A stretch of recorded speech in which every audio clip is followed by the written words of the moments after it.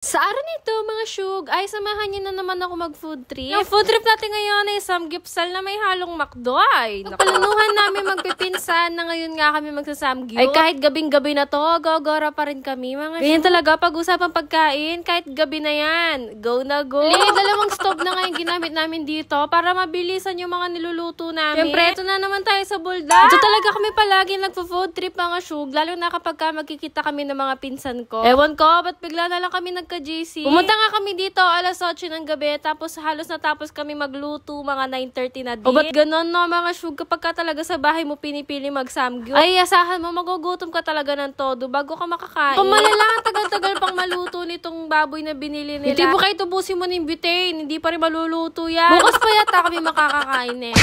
Yung buldak, tapos yung fish cake pa lang naman yung mga naayos namin ngayon. Fast forward, feeling namin kulang talaga yung baboy. Naman lumipad kami agad-agad dito sa kanto para bumili ng pork joy. Ay mahirap na pag kinulang. Magsabi-sabi kami eh. Pagbalik namin, halos patapos na din nga yung mga lahat ng niluluto. Alam nyo mga guys, sa susunod, magsamgyup na lang tayo sa labas, sutat napapagod ako. Ay itong pagbubuldak ko. Siguraduhin ko talaga yung next nakakain ako ng noodles, next buwan na. Baka ano pa yung mamong bakterya sa tiyan ko niyan, kakakain ko net. Finally, nakakain din kami. Pero habang kumakain pa nga yung iba mga shoe, syempre, hindi pa natatapos yung pagluluto. Nakakrap top ako mga shoe. Ay ilalaban ko yan. Buti talaga itong pagsasamgyup namin na to.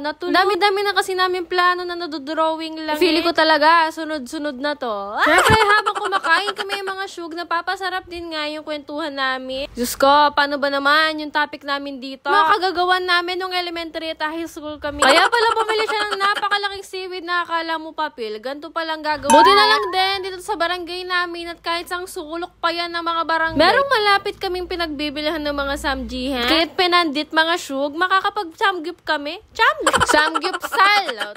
Pota, panyabihan yung kako. Ay, nakakatulong talaga na maintindihan mo yung kwento ng kaibigan mo kapag ka may action siya. Ay, the best part yung may paturo-turo pa. Habang kami dito, todo kinig lang kami. Kaso talaga, napapasabay kami sa mga galaw niya. Sabi nga ng papa ko, umuwi daw kami agad. Wag daw kami magpadisora. Rugo, pakarang kaming muli agad. Sarap-sarap ng kwentuhan namin dito. Tapos hindi na nga namin dito namamalayan. Oras na pala. Pag kasi tawa ka lang ng tawa, hindi mo talaga naisip yung problema mo. Sabi kasi nila, kapag ka daw tumatawa ka, nakakapayat din. Kaya naman tawa lang ako ng tawa dyan. Mapayat na yan, habang tumatawa kami, nare-realize ko, napapagpag yung mga kinain namin. Pagkatapos namin mag-samgyup at pagkintuhan, pa talaga, magsa 7-Eleven lang kami dahil gusto lang namin ng panghimagas na ice cream. Total mga sugar, lapit-lapit lang ng McDo sa amin, di pa rin namin dadayuhin. Talang ipikit yung mata ko dito ang dami nilang burger, pero ice cream lang talaga yung ano ko dito, target. Nung oras na, 11:30 nung oras na. Pero kahit gantong oras mga sugar, ang dami pa rin talaga mga tao dito. Bigla talagang bumulok yung sambayanan mula nung may umutot sa amin. Ayaw lang talagang umamin nung isa. Sa makaupo kami, pinapaamin talaga namin yung isa't isa. Kung sino ba talaga yung umutot na yan? At munti ka nang malis yung ilong ko.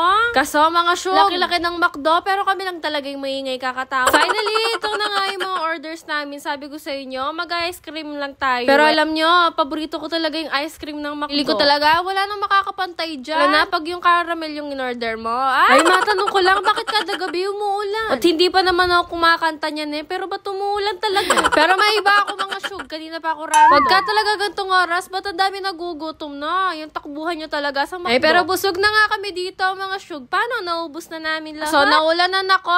Kauwi ko. Ayoko. Naman, dito na nga nagtatapos sa ating video for today. Babu!